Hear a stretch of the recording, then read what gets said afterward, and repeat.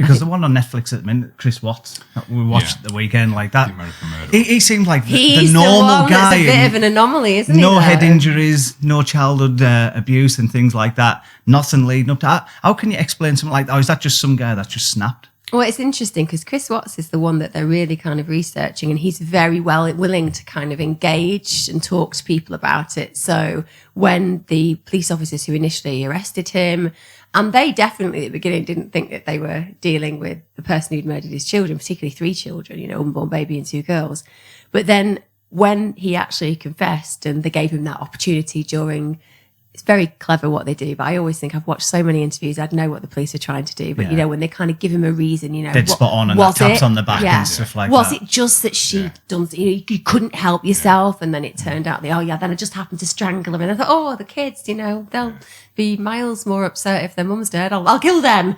That kind of mentality. But he doesn't really fit, when you look at his experience in life, any of those kind of boxes that you'd have expected. But that doesn't mean that he isn't. It just means that he's better at masking, doesn't it?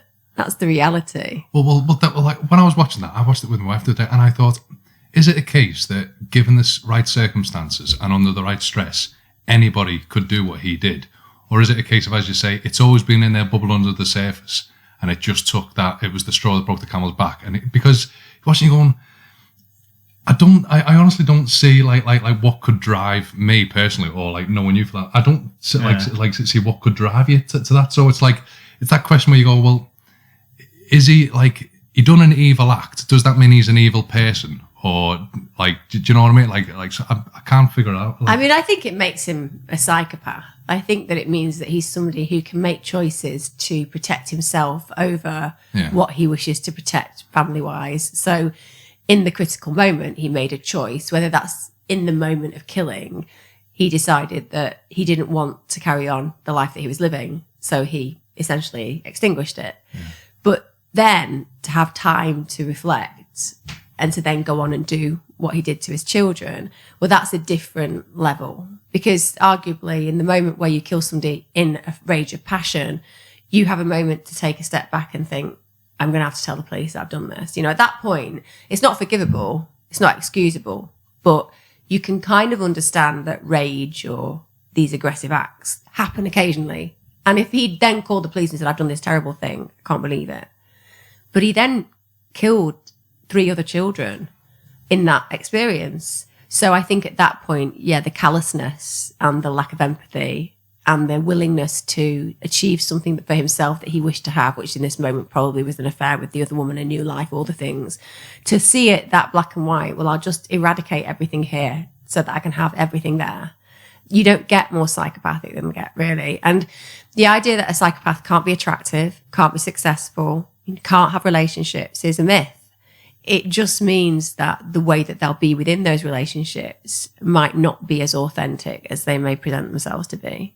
And I don't think anybody and everybody can kill. I think in certain situations, people will kill. So if I were in a situation now where somebody walked into this room and had a gun and threatened your lives, and I could get that gun off them and shoot them to protect you, there is a strong inclination, I believe, within me to do that. That would not be me wanting to kill. That would absolutely be me wanting to protect. So I think that a lot of us instinctually, if you ask any mother, what would you do if somebody sexually molested your child? Pretty much 99% will say, I'd want them dead. And they would in that moment. And if in that moment they had a chance to do it, they would do it. Again, it's not that they're killers, it's that they're protectors. And there's a visceral and cerebral reaction for protection within, I think, every human. Whereas I think psychopaths, the only protection that they have is to themselves. Because a lot of psychopaths that run top companies, don't they? They have the same traits and things like that. 1 in 100. Yeah. So it's like a fine line that people don't realise. And I don't know, it's just a bizarre, because I think everyone associates a psychopath with like a Chris Watts type, don't they? Yes. They don't realise it could be the guy that's running that local CEO of a company and things like that, because they've all got different traits. And I don't know. But the Chris Watts one, I think it's because it's all on camera. We're fascinated with that one. And also, he just looks like a guy you'd want to go to the bar with, right? He's a good guy, hey? He's the kind of guy that's all American. He's the kind of guy that you'd want marrying your daughter.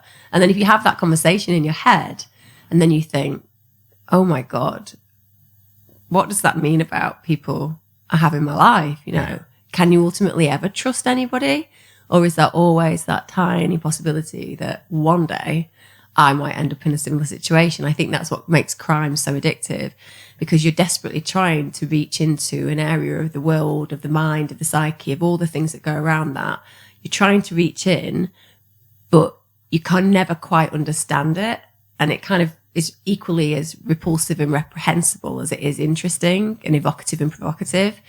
When somebody like Chris Watts is put in front of you, or American poster boy in so many ways, then it makes you question everything you fundamentally think about other human beings and potential, which is a good thing. Because our problem is we don't. You know, one of the big problems that we have with, let's say right now, domestic violence crimes have risen dramatically during COVID, and the rate of domestic homicide has gone from 3 a week to 5 a week.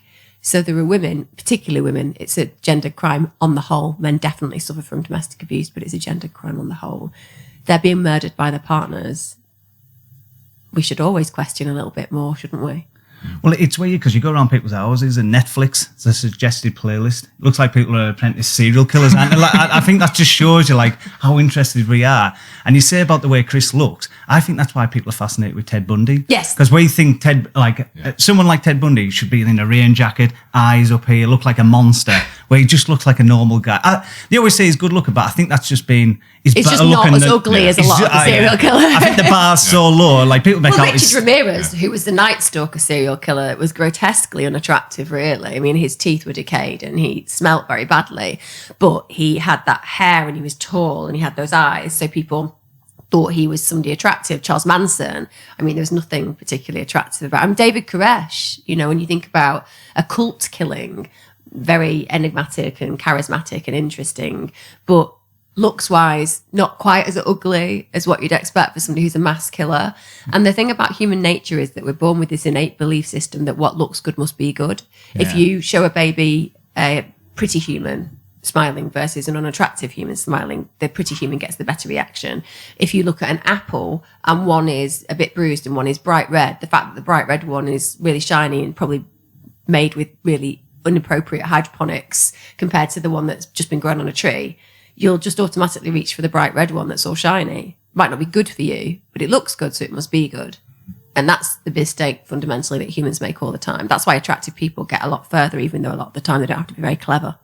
Right, because it's just a bizarre, because Ted Bundy, I don't know how many years ago it is, but it's still on now. Like, I think the last programme that I watched was his girlfriend, and she was talking about, I had suspicions. I thought, you had suspicions? They're looking for someone who looks like your husband. Yeah, drives a car like your husband. He's got a ski mask. That's takes right. his knife out with him. Seems to have some strange sexual predilections, but... Yeah. Well, in terms of the cycle, like, so are you of the belief that is it nature or nurture? Like, that's the one that we'll never know until brain scans show us more. Right. We are realizing, according to science, that when you look at a brain of a serial killer or a psychopath or somebody who's murdered, there tends to be an area of the brain which is the amygdala, which looks different than it does on brain scans of people who aren't. And that would therefore show you that potentially the brain is functionally part of why somebody makes those choices. The hard bit is, of course, how many people out there have an amygdala the same who isn't doing that? Yeah. So it's more about, like, if we were to look at brain scans, it would be around finding other ones that were similar, that maybe the murderers hadn't happened, but that maybe their lives had shown criminal behaviours or low empathy or things like that. So it wouldn't necessarily... thing, so then you can look at an ingredients list. Yeah. So, okay, I'm born with this predisposition and I have this ingredients list of activity, which is, you know, I get abused by my parents. Because I think that people don't like talking about crime and criminals as victims, but a lot of criminals are really, really high-level victims. I mean, they think about 70% of men have been sexually abused who are in prison.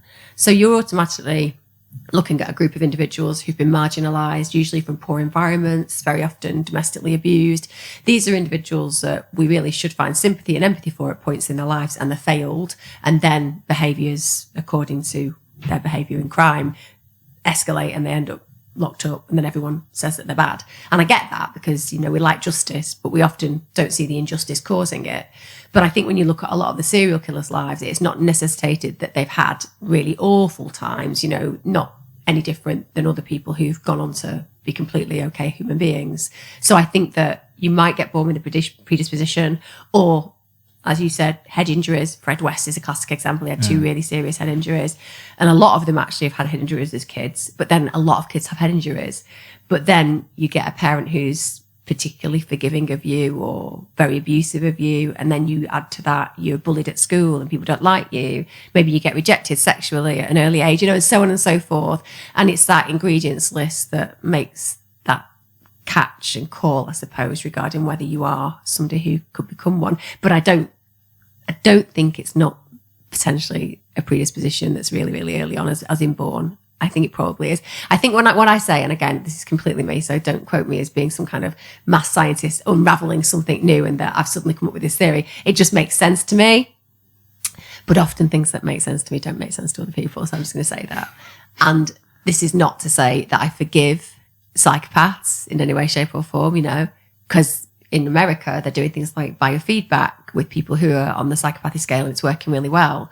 They're doing compassion training and it's working really well. So we're showing that you can have all these traits as a young person, particularly under 25, and then you can get all this training and actually we can turn you away from that path. And as long as you don't drink heavily or take loads of drugs, you should be able to stay on that path because that impairs judgment and stuff. So there is definitely models that can show that they can change.